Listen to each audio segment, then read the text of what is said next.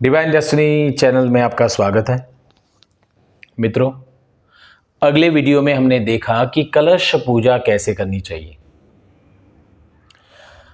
देखिए, हिंदू संस्कृति में जो भी शुभ कार्य होता है इसमें कलश पूजा अवश्य होती है, मस्ट है, जरूरी है। 95% लोग कलश पूजा अपने घर पे कर लेते हैं, बराबर है, कोई गलती नहीं है।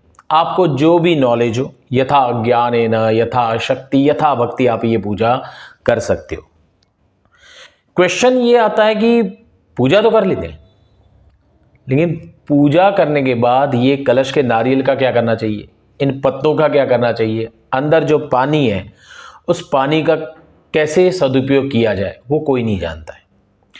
पूजा कर लेते हैं, पानी सिंक में डाल देते हैं, पत्ते कहीं बिखेर देते हैं, नारियल जो होता है वो टूट जाता है। तो बहुत सारी चीज़ें होती है जो हमारे घर में बाधा क्रिएट करती है, और ये सही है, ये साइंटिफिकली है और शास्त्रोक्त है, ये कोई अंधश्रद्धा नहीं है। हमें ये सवाल आता है कि कलश पूजा हमें क्यों करनी चाहिए, वाई कलश पूजा। हिंदू शास्त्र में कोई भी शुभ कार्य इस पूजा के बिना अधूरा है। कलश पूजा कब करनी चाहिए? कलश पूजा गणपति भगवान, माता जी, शिव भगवान, उनका अभिषेक, लघु रुद्र, शतचंडी, जो भी आप बड़ा पूजा पाठ करते हो या शुभ पूजा पाठ करते हो, इसमें या तो फिर आपने नया घर रखा हो, इसके लिए भी पहले कलश पूजा होती है, उसके बाद हम वास्तु पूजा करते हैं।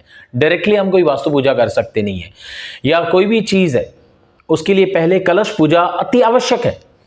तो शुभ मुहूर्त निकालकर शुभ तिथि में या बड़े दिन आप किसी को पूछे बिना कर सकते हो। अब ये अभिजीत मुहूर्त या फिर शुभ होरा में आप ये पूजा कर सकते हो।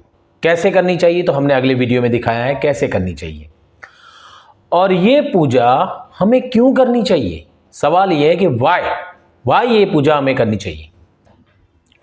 हिंदी में एक प्रसिद्ध कहावत है, गागर में सागर। इसका अर्थ क्या होता है?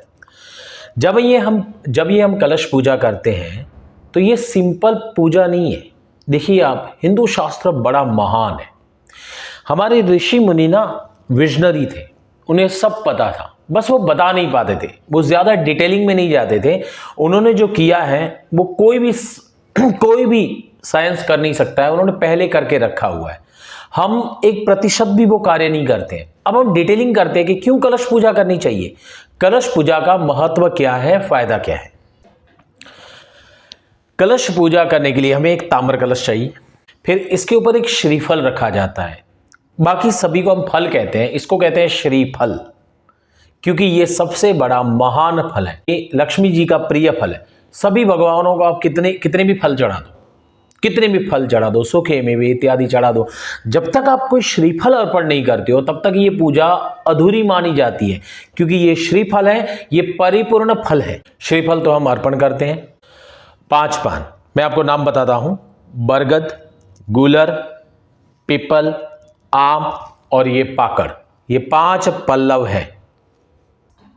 कलश में हम औषधि भी डालते हैं, सर्व औषधि जिसे कहते हैं, हमने अभी डाली थी, मूरा मासी वचा कुष्ठम शैलेयम रजनीद्वयम सठी चंपक मुस्ताच सर्वौषधि गणः स्मृतः। अब ये सर्वौषधि कौन सी है?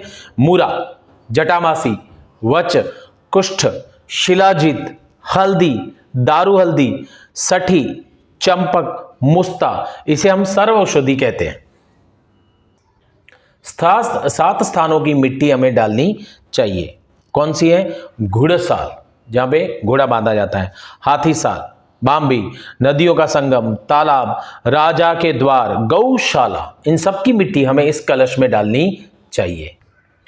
कलश में पंचरत्न भी डाले जाते हैं, सोना, हीरा, मोती, पद्मराग और नीलम। इसलिए कहते हैं कि ये रत्न आपको पूछ के पहनने चाहिए, क्योंकि ये कलश के अंदर डाले जाते हैं। अब गागर में सागर सिद्धांत को हम समझते हैं। मजाक में लोग कहते हैं गागर में सागर, बात बिल्कुल सटीक है, सही है। जो बड़े लोग हमारे थे, बुजुर्ग, ये बहुत ही ज्ञानी थे, भले वो अनपढ़ थे या उन्हें इतना पता नहीं था, वो इन लिपियों में नहीं जाते थे, भाषाओं में नहीं जाते थे, बट वो गागर में सागर जो बात है ना, वो बिल्कुल सही है। कैसे सही है, मैं आपको इसका उदाहरण देकर समझाता हूं। पानी को वरुण देव कहा जाता है। और देखिए, जल जीवन है, जल के बिना कुछ नहीं है। हम अनाज के बिना जी सकते हैं, पर जल के बिना ज़्यादा नहीं जी सकते हैं। जल हमारी हर अशुद्धि तत्व दूर करता है। हमारी पृथ्वी पर भी 70% पानी है और हमारी बॉडी में भी 70% पानी है, इसलिए पानी का महत्व बहुत है।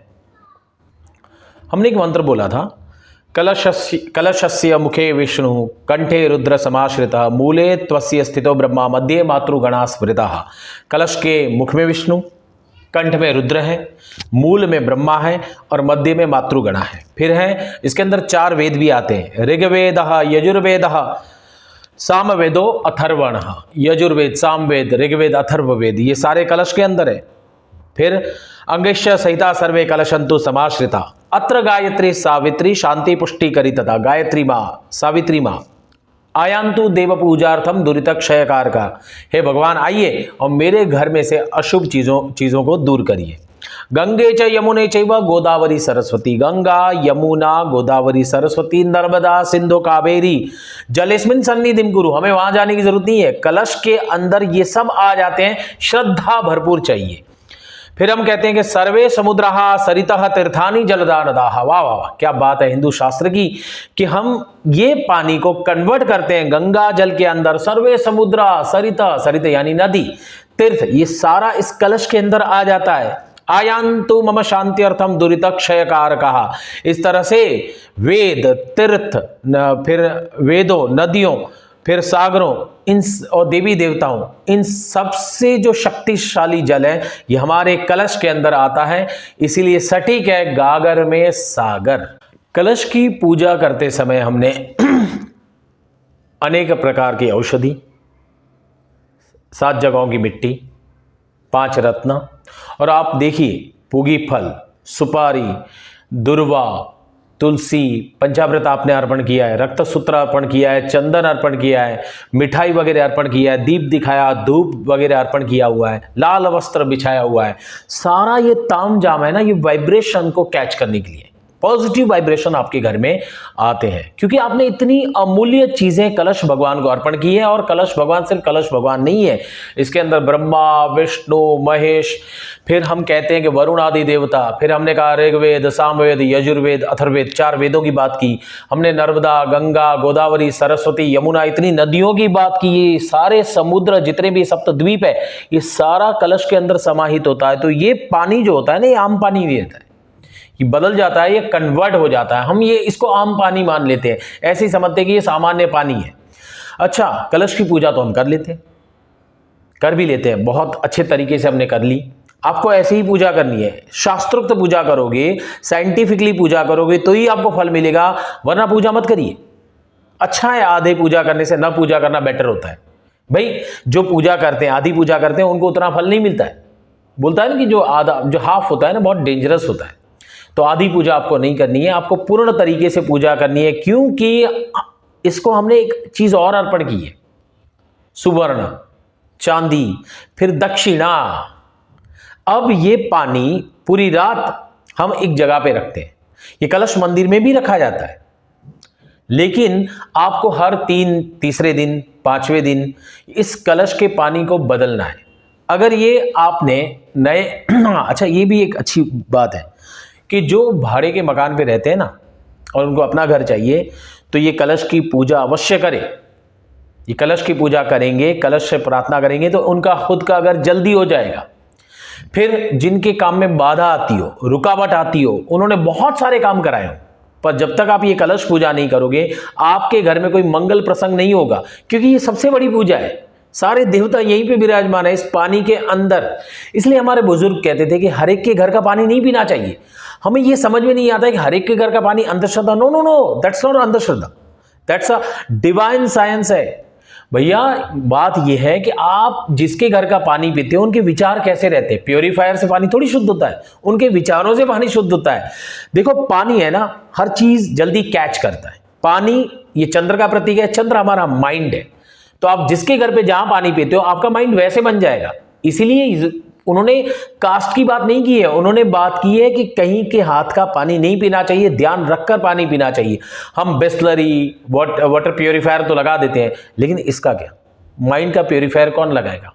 इसलिए कलश पूजा करने से आपके घर का पानी वाटर प्योरीफायर लगाओ भैया, वो तो अच्छी बात है, बट इतना पवित्र हो जाएगा कि ये पवित्र पानी गंगा समान, तीर्थ समान बन जाता है। तो क्या हम कैसे फिर इसका विसर्जन करें, कैसे करें दूसरे दिन ये विसर्जन, ये हम बताते हैं। औषधि, मिट्टी, दुर्वा, तुलसी, दक्षिणा, सुवर्ण, इतनी सारी अमूल्य चीजें हमने इस कलश के पानी के अंदर डाली है। ये पानी 3 दिन के अंदर पूरी रात्र में ना अमूल्य पानी बन जाता है, तीर्थ वाला पानी बन जाता है। तो हमें क्या करना है, इस पानी को लेकर, एक आम का पत्ता लेकर इस पानी को आपको पूरे घर में छिड़क देना है। शुरुआत आपको कहां से करनी है? शुरुआत आपको किचन से करनी है, क्योंकि वहीं से अनाज आता है। किचन के पानी, मटके, यहाँ पे पानी छिड़किए। जो अनाज हम बनाते हैं उस गैस सिगड़ी पर, वहाँ पर पानी छिड़किए। फिर आप जहाँ बैठते हो वहाँ पे पानी छिड़किए। आपके शयन कक्ष में पानी छिड़किए। आपके बच्चे के ऊपर पानी छिड़किए। आपके हर घर में, पूरे घर में पानी छिड़किए। और ये पानी जो वॉशरूम होते हैं, टॉयलेट, वहाँ पर नहीं ले जाना है, वहाँ छिड़कने की ज़रूरत नहीं है। इस जगहों को छोड़कर पूरे घर में, पूरी जगहों पे आपको इस पानी को छिड़कना है। बचा हुआ पानी रहता है, अगर आपका शॉप है या आप कहीं कुछ और बिजनेस करते हो तो वहां पर भी ये पानी ले जाना है, छिड़कना है।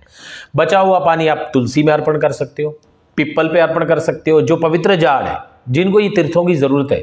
फिर और कहीं पे अर्पण नहीं कर सकते हो तो आप बहते पानी में ये पानी डाल दीजिए। सिंक, गटर या कहीं पर ये पानी आप छोड़ सकते नहीं हो। फिर बात आई कि ये जो हमने इसके अंदर द्रव्य रखा है, यानी दक्षिणा, इसका क्या करना चाहिए भैया? अगर सुवर्ण रखते हैं, द्रव्य रखते हैं, तो आपके घर में एक बालिका, छोटी बच्ची रहती है जो 7 साल के अंदर रहती है या 9 साल के अंदर रहती है, वो माता जी स्वरूप होती है, लक्ष्मी स्वरूप होती है, सरस्वती स्वरूप होती है। उस बालिका के हाथ से आपको वो पैसा आपकी तिजोरी या जहां पर आप पैसा रखते हो, दुकान के गले बले होते हैं, वहां पर उसके हाथ से पूजा पाठ करके रखवाना है और उसको प्रिय वस्तु देनी है। ध्यान रखिए, उसका पूजन करके आपको प्रिय वस्तु उसे अर्पित करनी है। ऐसे नहीं कि हमने कुछ भी ले दिया, उसे जो चाहिए वो आप उसे अर्पण करिए, उसको खुश रखिए। उसके जो निर्दोषता के भाव होते हैं ना, वो आपके घर में और समृद्धि लाते हैं। तो वहां पर हमें बालिका का पूजन करके ये पैसा खर्च नहीं करना है, जो कलश के अंदर है वो वहां रखना है। बाकी जो कलश में हमने जो कलश के बाहर दक्षिणा रखी थी, इसका क्या, 501 का क्या करना है? तो 501 का हमें, या 1000 जो भी हो, आपको इसमें सीधा लिखा हुआ है कि ये जो द्रव्य होता है जो आप बिना ब्राह्मण पूजा करते हो, ये द्रव्य सदुपयोग में यूज करना है। सदुपयोग में यूज करना है मतलब एनिमल्स, प्राणी, ये हम पर निर्भर है। गाय को खिलाना है, गाय को खिलाना है। लोग बड़े शहर में रहते हैं, मानते नहीं है, नहीं मानना है भैया, गाय से बड़ा कोई तीर्थ नहीं है। 33 कोटि देव गाय के अंदर है, आपको गाय को खिलाना है।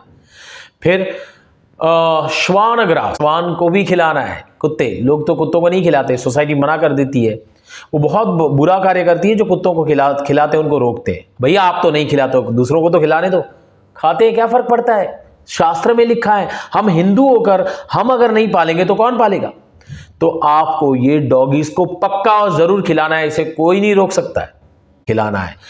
चाहे आप दूध चावल खिलाइए, चाहे आप रोटी बनाकर खिलाइए, उसमें घी डालिए, फिर आप घर के अंदर या बिस्किट खिलाइए, दूध पिलाइए। इन और जो डॉगीज माँ बनी है उनको तो पक्का खिलाइए। छोटे छोटे बच्चों को आपको खिलाना है। काकवास, अब क्या, कौआ, उसको भी आपको इस द्रव्य में से खिलाना है। बाकी बचा हुआ द्रव्य, जितने गरीब हैं, आपको लगता है ये लाचार है, गरीब है, उसको पक्का आप कुछ खिलाइए, उसको दान करिए, विद्या दान करिए। कोई बच्चा पढ़ नहीं सकता है, उस बच्चे को आप पढ़ाइए। फिर ये नारियल का क्या करना है? नारियल आप घर के अंदर बांध सकते हो। कहाँ बांधना है? ईशान कॉर्नर में। ईशान कॉर्नर कहाँ होता है? पूर्व और उत्तर के बीच का कोना ऑलवेज साफ रखना है, वहां पर आप नारियल बांध सकते हो। अगर ईशान कॉर्नर न मिले तो दक्षिण वाला साइड छोड़कर आप किसी भी कॉर्नर में इस नारियल को बांध रहे हैं। बांध नहीं सकते हो तो इस नारियल को पिप्पल या किसी अच्छे जगहों पे, यानी बहते पानी में छोड़ देना है। ये जो है प्रसादी आप खा सकते हो। दूसरों में बांट सकते हो। फूल इत्यादि को भी आपको विसर्जन करना है। इतना पवित्र पानी है भाई साहब, आप ये पूजा करिए, सच में आप पूजा करिए, आपके घर में धन धान्य समृद्धि ऐश्वर्य आएगा। ये मैं नहीं कहता हूँ, शास्त्र कहता है। मुझ पे विश्वास करने की जरूरत नहीं है, मैं एक आम आदमी हूं, इंसान हूं।